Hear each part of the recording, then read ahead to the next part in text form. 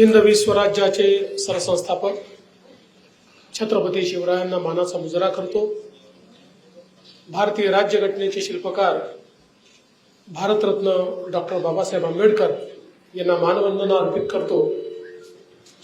आज मंचावर उपस्थित आपले सर्वांचे लाडके नेते आणि भाजपचे प्रदेश अध्यक्ष माननीय चंद्रशेखर बावनकुळेजी, आपले लोकप्रिय आमदार टेकचंद सावरकरजी, आपले जिल्ह्याचे अध्यक्ष सुधाकर कोहळेजी, मल्लिकार्जुन रेड्डीजी, अनिल निधानजी, अजय बुडारेजी, सुनील कोळेजी, रूपरावजी शिगणे, हरीश कंगाली, त्याचप्रमाणे रामराव खडसे, राजेंद्र राजूरकर, शुभांगीताई गायधने, सुभाष गुजरकर, आपले महानगर आयुक्त श्री संजय मीणा, श्री भरत नंदनवार, मंचावरील उपस्थित सर्व मान्यवर, समोर उपस्थित सर्व मान्यवर, भगिनी आणि बंधूंनो, सर्वप्रथम मी आपल्या सर्वांना विजयादशमीच्या आणि धम्मचक्र प्रवर्तन दिनाच्या खूप खूप शुभेच्छा देतो।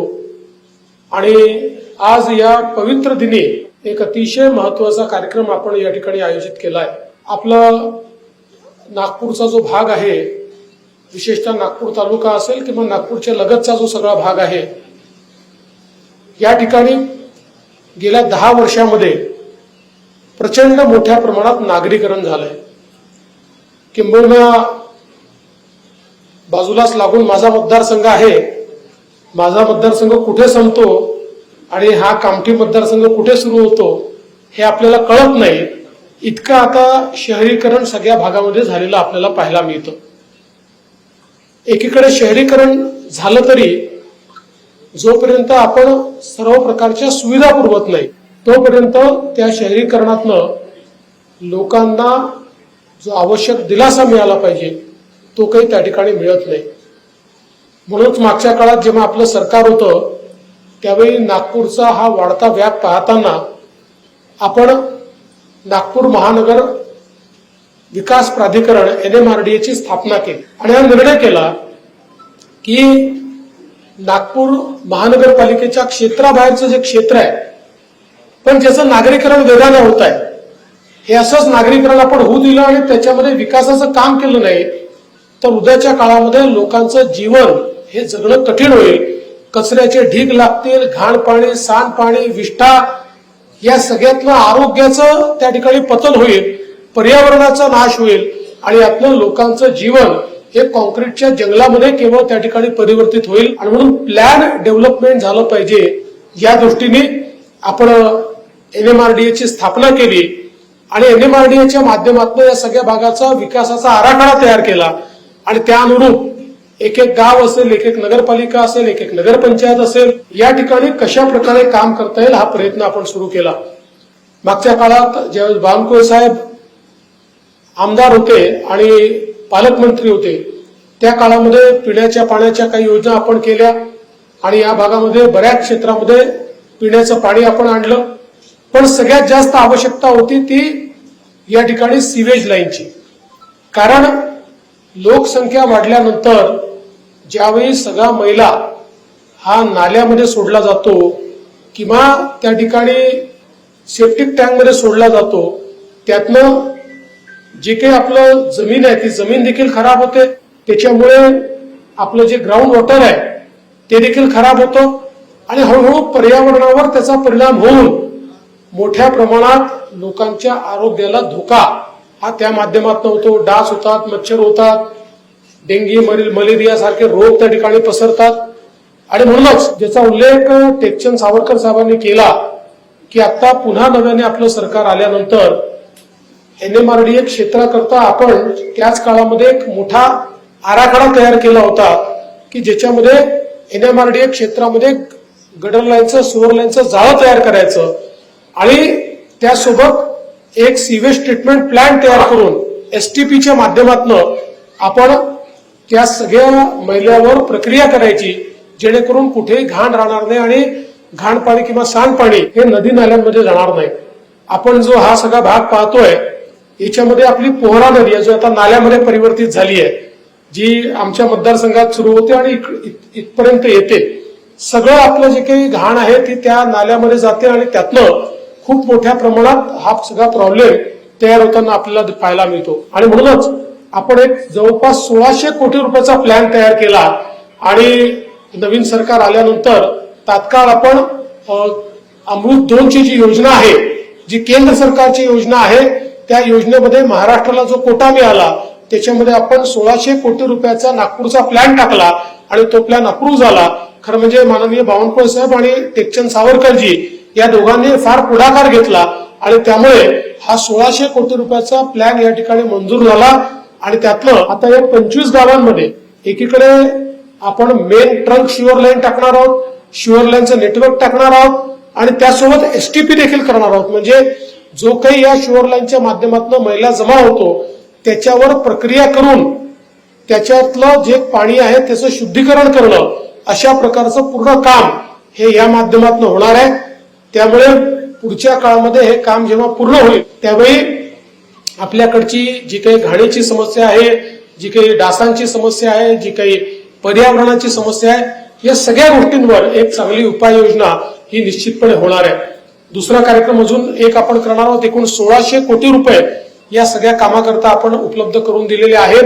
आणि आज मला हे देखील सांगितलं पाहिजे की बावनकुळे साहेबांनी पुढाकार घेतला, टेकचंदजींनी पुढाकार घेतला, त्यामुळे या मतदारसंघामध्ये मोठ्या प्रमाणात नगरपालिकांमध्ये रस्त्यांकरता असतील, विविध सुविधांकरता असतील, खूप पैसा हा प्राप्त झाला आणि एक चित्र बदलताना आपल्याला दिसत आहे.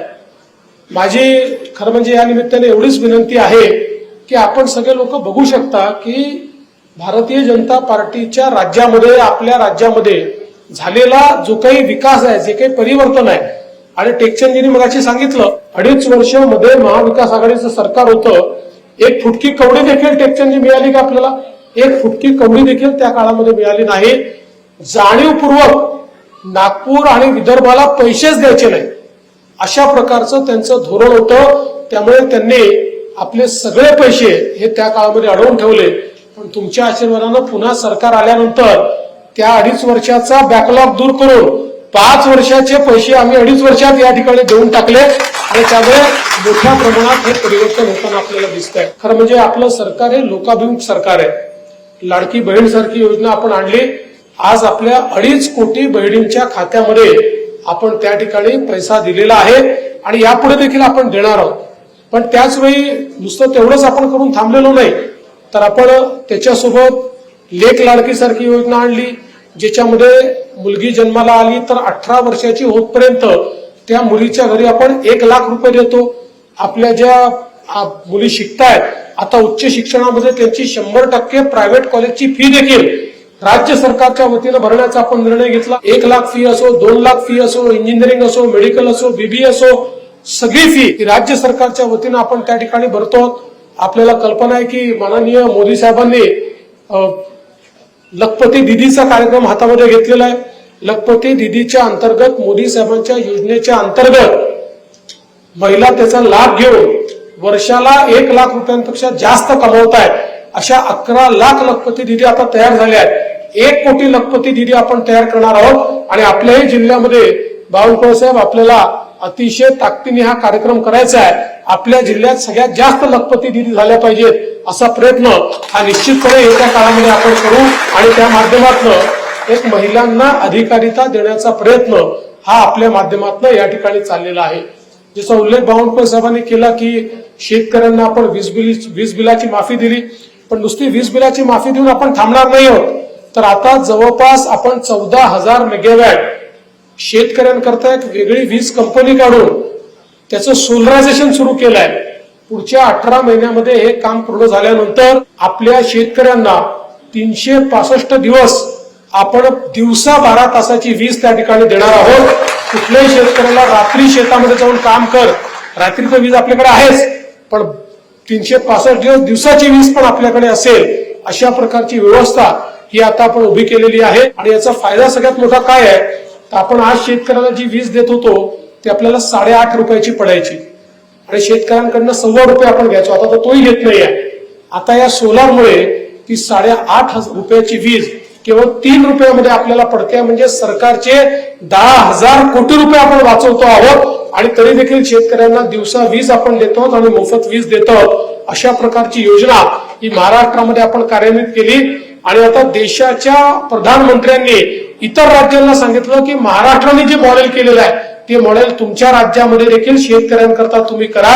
अशा प्रकारचं हे महाराष्ट्र मॉडेल आपण निश्चितपणे या ठिकाणी तयार करू शकलोय। खरं म्हणजे अनेक योजना आपण केल्या, मी सगळ्या योजनांचा उल्लेख या ठिकाणी करणार नाही, पण एक गोष्ट निश्चितपणे आपल्या लक्षात आणून देईल की जी नागरिकांपर्यंत पोहोचलीच पाहिजे। आज आपण वेगवेगळ्या योजना करतो, सामान्य माणसाला गरीबाला त्या ठिकाणी फायदा मिळाला पाहिजे म्हणून योजना करतो, पण दुसरीकडे काँग्रेसचे नेते सुनील केदार आणि नाना पटोले यांचे अधिकृत निवडणूक प्रमुख म्हणजे कलेक्टर ऑफिसमध्ये रजिस्टर्ड अधिकृत निवडणूक प्रमुख अनिल वडपल्लीवार हे हायकोर्टमध्ये गेले आणि हायकोर्टमध्ये जाऊन त्यांनी याचिका केली की लाडकी बहीण योजना बंद करा, लेक लाडकी योजना बंद करा, पिंक रिक्षा योजना बंद करा, अर्ध्या तिकिटातला एसटी प्रवास योजना बंद करा, मुलींच्या मोफत शिक्षणाची योजना बंद करा, शेतकऱ्यांच्या वीज बिल माफीची योजना बंद करा, अशा सगळ्या योजना बंद करा। आणि त्यांनी सांगितलं या योजना करणं म्हणजे सरकारच्या पैशाचा चुराड आहे आणि म्हणून या योजना बंद करा, अशा प्रकारची याचिका त्यांनी केली। पण काळजीचं कारण नाही, आपण मोठ्यातला मोठा वकील उभा केला, त्यांना कुठलीही स्थगिती मिळाली नाही, आपण त्यांना त्या ठिकाणी हायकोर्टामध्येही आपल्या बाजूने निर्णय येईल अशा प्रकारची आपण सगळी मांडणी केलेली आहे। पण या लोकांची नियत काय आहे बघा, कधी नव्हे ते जर आमच्या बहिणींना काही मिळत असेल, गरीबाला काही मिळत असेल, शेतकऱ्याला काही मिळत असेल तर काँग्रेस पार्टी हायकोर्टात जाऊन ते थांबवण्याचा प्रयत्न करते। आणि सुनील केदारांनी तर प्रत्यक्ष स्टेटमेंटच दिलं की आमचं सरकार आलं की पहिल्या कॅबिनेटमध्ये लाडकी बहीण योजना आम्ही बंद करणार। त्यामुळे कुठेतरी आपल्याला जागं होऊन या लोकांचा खरा चेहरा काय आहे तो आपल्याला जनतेच्या समोर आणण्याची आवश्यकता आहे। आणि आपण लोकाभिमुख कामं करतोय, हे केवळ राजकारण करतायत हे देखील आपल्याला या ठिकाणी लक्षात घ्यावं लागेल। मगाशी बावनकुळे साहेबांनी उल्लेख केला आपल्या झोपडपट्टीचा, ज्या ठिकाणी आपल्या झुडपी जंगल आहे, तर मला आपल्याला सांगितलं पाहिजे की या झुडपी जंगलाच्या संदर्भात गेले 7-8 वर्ष सातत्याने आम्ही पाठपुरावा केला। मी मुख्यमंत्री असताना आपण सुप्रीम कोर्टापर्यंत गेलो, सुप्रीम कोर्टाने त्याच्यात कोर्ट कमिशनर अपॉइंट केला, म्हणजे कोर्टाचं कमिशन अपॉइंट केलं, त्या कोर्टाच्या कमिशनने आपल्या बाजूने रिपोर्ट दिलेला आहे। आता केवळ महिन्यात 1.5 महिन्यात 2 महिन्यात जेव्हाही केस लागेल त्यावेळी हा रिपोर्ट ऍक्सेप्ट होईल आणि हा रिपोर्ट ऍक्सेप्ट झाला की अशा ज्या त्या ठिकाणी झुडपी जंगल आणि त्याच्यावर झोपडपट्ट्या आहेत त्या सगळ्या जमिनी महसुली जमिनी म्हणून राज्य सरकारकडे येतील आणि त्या सगळ्या लोकांना आपल्याला त्यांच्या जमिनीचे मालकी हक्काचे पट्टे देता येतील, त्यांना त्यांच्या जमिनीचे मालक बनवता येईल। त्यामुळे हे देखील एक महत्वाचं काम या माध्यमातून आपण करतोय। मी अधिक आपला वेळ घेणार नाही, दसरा आहे, धम्मचक्र प्रवर्तन दिन आहे, आपल्यालाही घरी अनेक कामं आहेत, त्यामुळे मी आपल्याला एवढंच सांगतो की आज विजयादशमी आहे, आपण आज तर विजयादशमी साजरी करूच, पण नोव्हेंबर महिन्यामध्ये ज्या दिवशी काउंटिंग होईल त्या दिवशी दुसरी विजयादशमी आपण साजरी करू, एवढंच बोलतो आणि माझं बोलणं संपवतो। धन्यवाद, जय हिंद। टेक्चर म्हणून एक महत्वाचा विषय मांडला होता तो मी विसरून गेलो, तो म्हणजे शहरापेक्षा इकडची पाणीपट्टी जास्त आहे। मी तुम्हाला आता 1-2 दिवसात कधी आचारसंहिता लागेल त्यामुळे आता नाही, पण मी तुम्हाला एवढं आश्वासन देतो की नवीन सरकार आल्यानंतर 1 महिन्याच्या आत मी त्याचा निर्णय तुम्हाला करून देतो।